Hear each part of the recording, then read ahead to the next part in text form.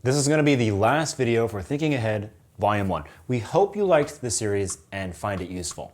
We've gotten great feedback from you guys, so we'll start a new series next Friday.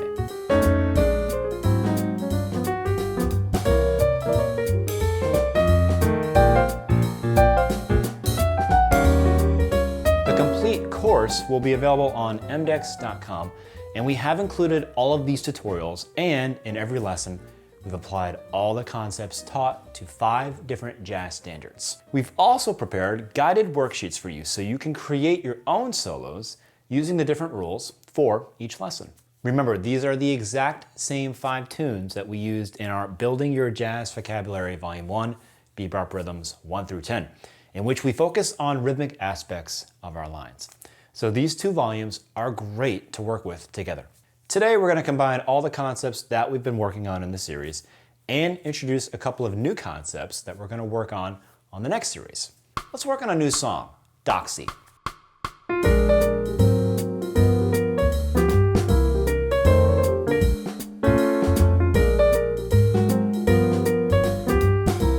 So I'm going to choose several rhythms from our Bebop Rhythmic Words course and just add them randomly on top of the form like this. This is a great way of taking rhythmic words that you've been practicing and use them to create your solo. And we're going to create 2 solos using the exact same rhythmic words. In the first head, we're going to use all the concepts that we've been working on to this point, and on the second head, we're going to expand on the concepts by developing those concepts to construct more angular lines using upper structure triads and chordals. As you'll see, we're going to obtain these upper structures from the concepts that we've already worked on. Here's the first solo.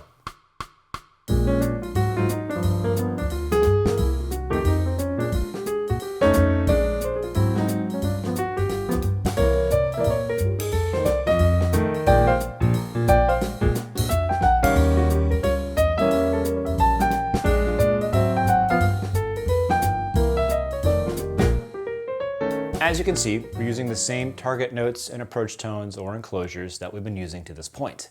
For example, this C sharp is a chromatic approach from below to the 3rd of the B flat 7 chord. And here we're targeting the 5 of G7.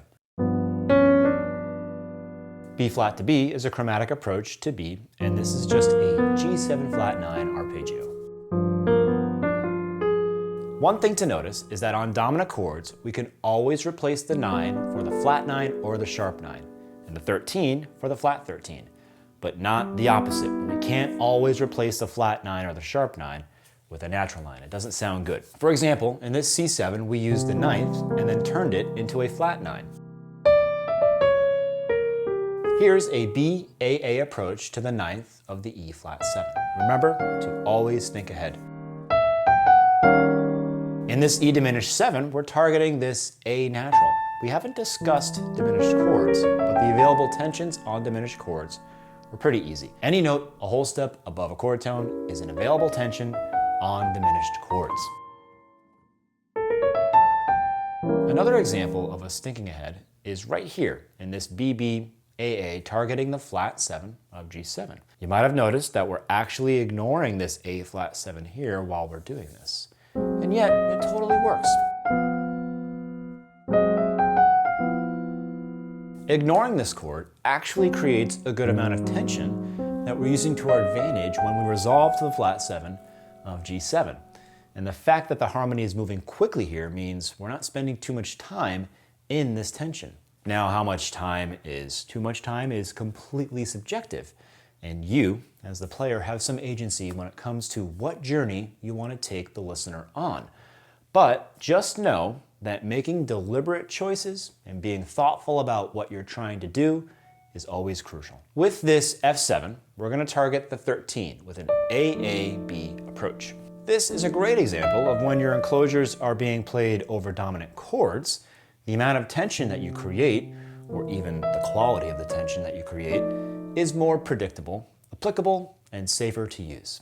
For example, here with our AAB enclosure, we end up playing the 3, sharp 9, and flat 9 of C7. Without even trying, we're getting all of these available tensions and amazing colors. And this is all a consequence of the fact that we're playing our enclosure over a dominant chord. In the pool of notes available to you on a dominant chord, there's only two that are avoid tensions, the major seventh and the 11th. And because of the nature of all enclosures, you'll never play both of these avoid tensions consecutively. This is a quality that's not found in other chord types like the major 7 chord, for example. Let's take a look at the second head.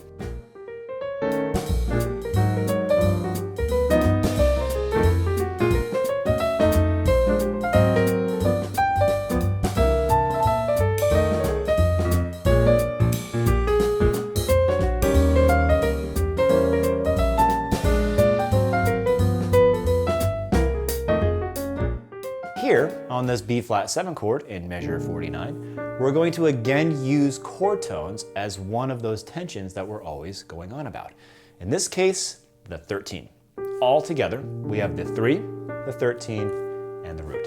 But when we zoom out and see this note grouping as a structure, we see a G minor triad.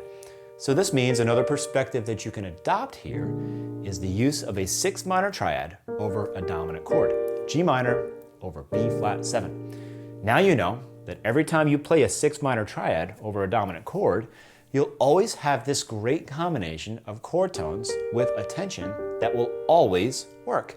For example, if our dominant chord was C7, our 6 minor triad would be A minor, A, C, and E.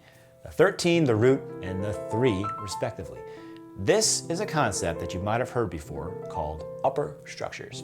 Upper structures are a great way to introduce separate yet consistent colors into the harmony.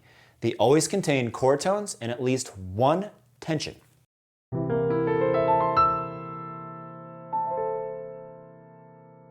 If you're interested in learning more about this must-know concept, check out any of our courses on upper structures. Another place that you can see the use of an upper structure is here in measure 53 with this chordal. This 3-note grouping of G, C, and F make up a chordal voicing, 1/4 stacked on top of another 4th. That gives us the 13, the 9, and the 5th of B flat 7. A way of notating or even thinking about this would be a G4/7 perfect chordal over B flat 7. Functionally, that's a 6/4/7 over a dominant chord. So here, again, we're building on top of a dominant chord, and we're again also building from the 6th degree of that chord. But this time, we're just using a perfect chordal. So you can kind of bookmark that 6th degree in your mind, and anytime you're playing over a dominant chord, you can go with one of these two options, the minor triad or the perfect chordal, and you'll always be good to go.